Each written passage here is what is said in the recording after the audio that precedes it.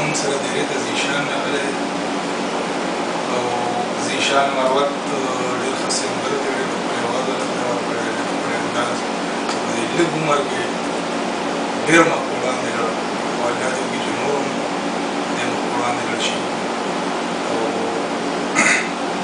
د ده د اواز د پښتنو چې پښتانه په هر ګوټ کې یې دنیا چې د اواز ورته ورسي زیشانه په خیر زیشان ته راشي.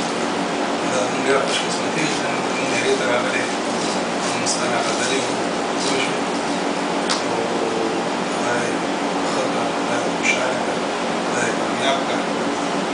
تاسو دعاګانې دي زیشان ته به زه یو څو شعرونو دعوت ورکړم چې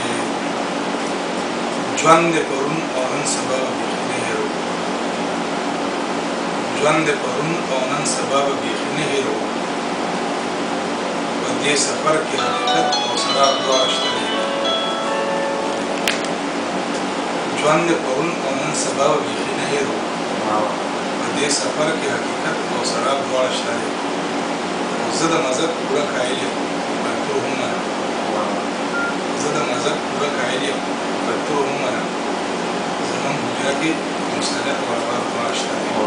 ډېر